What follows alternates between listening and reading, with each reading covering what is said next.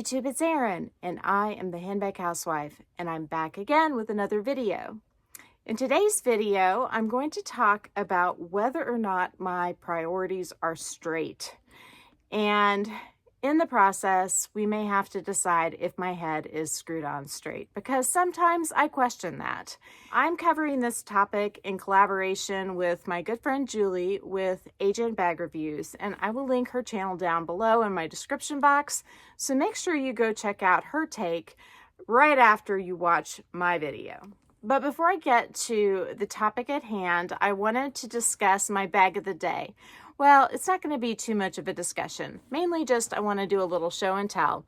The bag of the day is the Speedy from the By the Pool collection of 2023. And I'm loving this bag. I was moving out of my Odeon Tote PM, and that's a pretty good sized bag. Not quite as big as this one, but close. And I was going to move into a smaller bag, and I thought, you know what, that's just too much of a pain. And so I moved right in, and I'm trying to break this bag in a bit and make it more smooshy. So I've got the weight of my items in there trying to help me with that task. And whenever I'm moving around with the bag on my body, I'm doing what you just saw me do to make the canvas just a little bit more squishy and flexible. So we'll see how that goes. But I am loving this, and I do like it with a little bit more clothing rather than less clothing. So I like wearing it with a jacket and pants more than I like wearing it with a tank top and shorts. And I think that has to do with the bag size.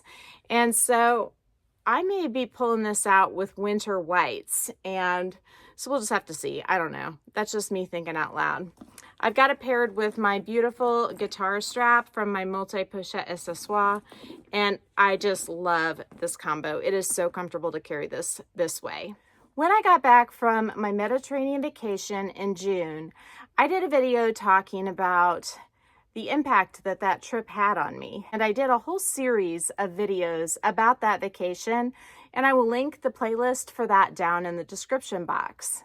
But the moral of my story was that the trip was very important to me. It really kind of grounded me in a way and made me remember the importance of experiences versus acquisitions. And it's not that I didn't know that, but going on this trip and spending so much time with a whole slew of people that I love and care about really made me take to heart spending money on things besides bags. And so when I came back, I did another video talking about perhaps selling some of my bags and funding other things, or spending future funds on other things besides buying more bags.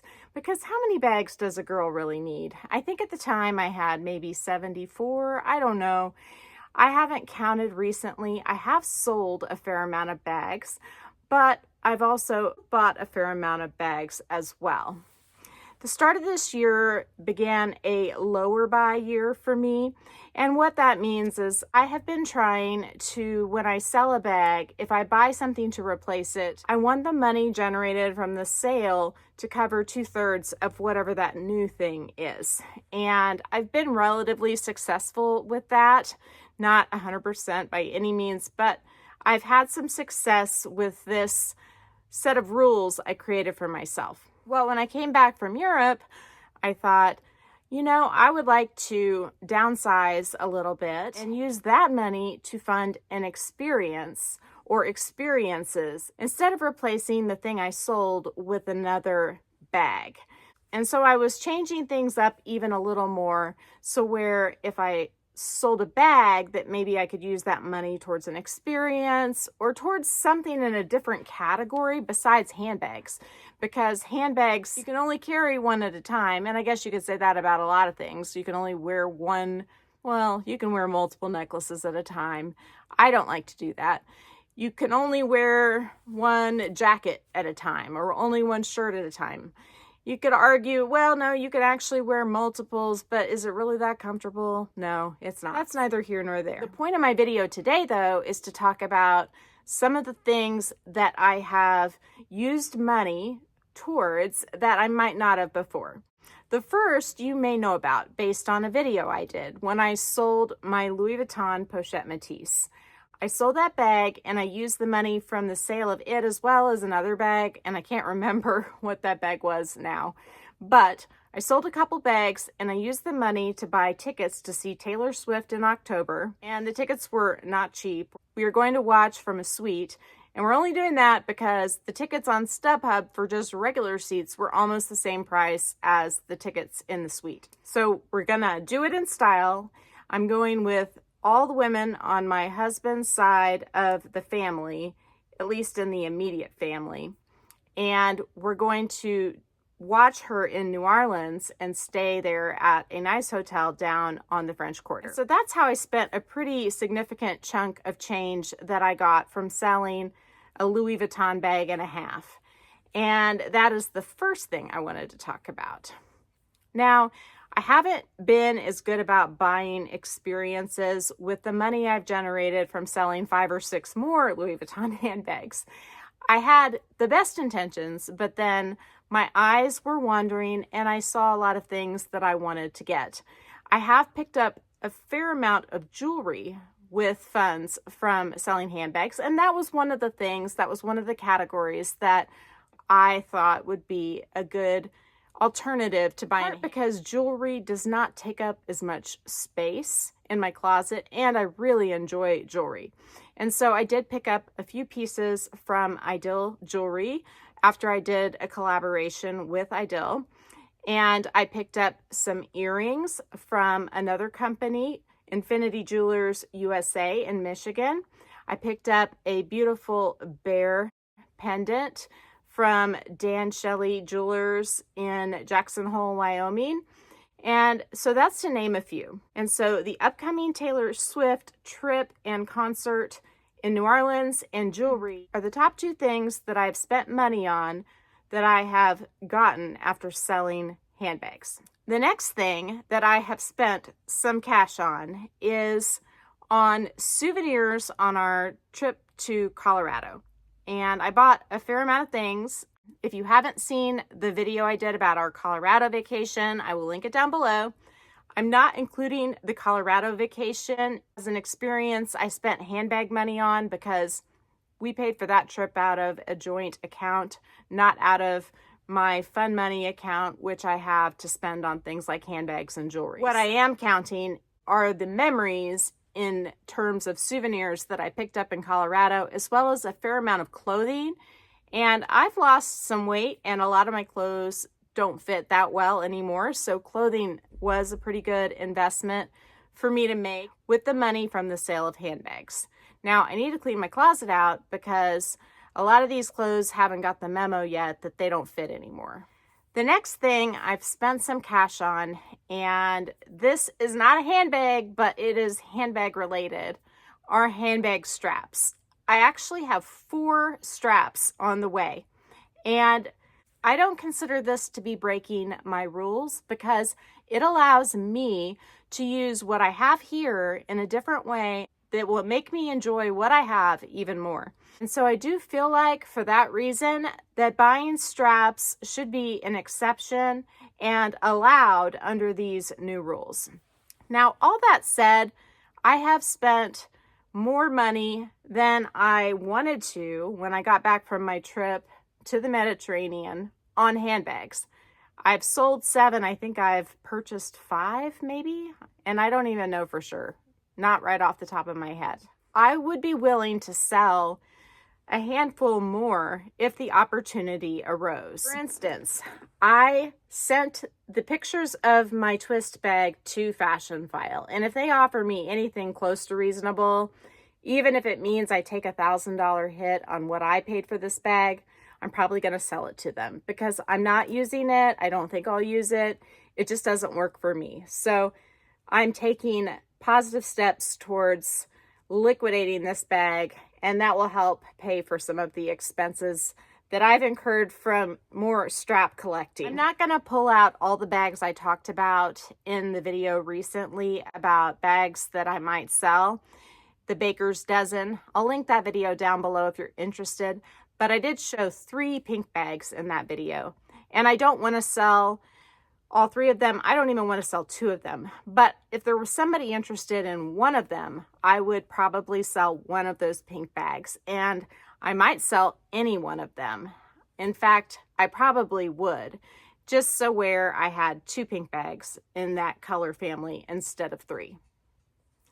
And while I'm not ready to sell my Louis Vuitton twin set or twice bag in the red Empreinte, because that bag does work for the University of Kansas stadium requirements, and it is red, so it is a very usable bag for me, and until I can find a replacement, I don't want to sell it. I would consider selling all of the mulberry bags that I showed in that video, except for the mini Alexa. I'm not going to sell any of my mulberry mini Alexas. I love those bags, but if anybody were interested in my mini Bayswaters or my little softies, I would certainly let those go as well.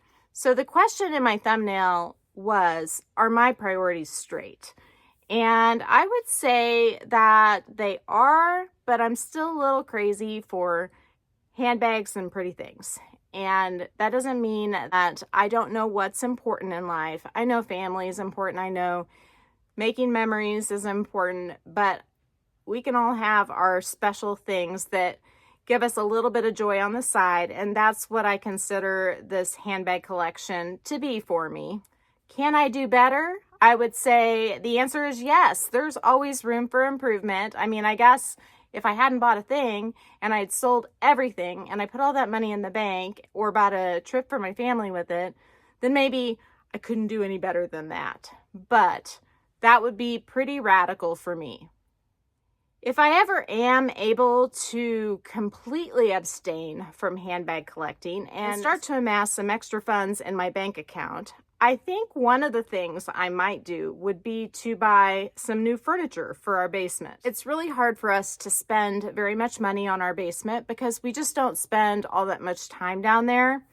But I have a feeling that if I did invest in this furniture that I would like to have, which would increase the comfort level for all the viewers of the television an extreme amount, I think that we might spend more time down there, and it might be more of a gathering spot and a place to create those memories that I'd like to create on vacations, but instead to do it at home. Now, in that line of thought, there is one thing I would like to tell you about, and this doesn't have anything to do with the funds that I might get from selling handbags because it's money already spent. But I will tell you, it is the best investment that we have ever made in our lifetime. And no, it's not stocks or bonds. It's not something for our retirement. It's not something where we'll get the money back. It is a basketball court that we put in at our house back when our kids were still in elementary and middle school. And it has become the neighborhood spot to be. We invite all the kids. Anybody is welcome to use the court. It's actually a sport court, so it can be used for other sports as well, including tennis and pickleball and volleyball. And there's even a little batting cage at the end. It's the time when kids come over from the neighborhood or they drive over from another neighborhood, they get in touch with our boys and our boys meet them out there. It has been an awesome escape from electronics for our children. And when we put this court in, our kids didn't use it for a few years, like not at all. And we thought, well, at least I thought it was a huge mistake and a huge waste of money because it wasn't cheap. But over the last several years, as I have watched them grow up and use this court to exercise, socialize, get off of electronics, spend time with friends, it's drawn other kids out of their homes and done the same thing for them. And since I've watched that, I can't tell you how much it means to me. And I would encourage anybody out there who has an opportunity to make an impact like that to do it, because what we put into that court financially has been immeasurably repaid to us in a lifetime of memories. And so with that, I'm going to close out. If you enjoyed this video, please give me a big thumbs up. Don't forget to go check out Julie's video. I will link her channel in the video down below. If you haven't subscribed to my channel yet, what are you waiting for? Do it and ring the notification bell so that you are notified of future exciting content such as this Also, go find me on Instagram. The name there's the same. It's the @ then the Handbag Housewife, all lowercase. You can DM me there, or you can email me at thehandbaghousewife@gmail.com. If I don't hear from you, I will see you again real soon. Take care and have a fabulous day. Bye.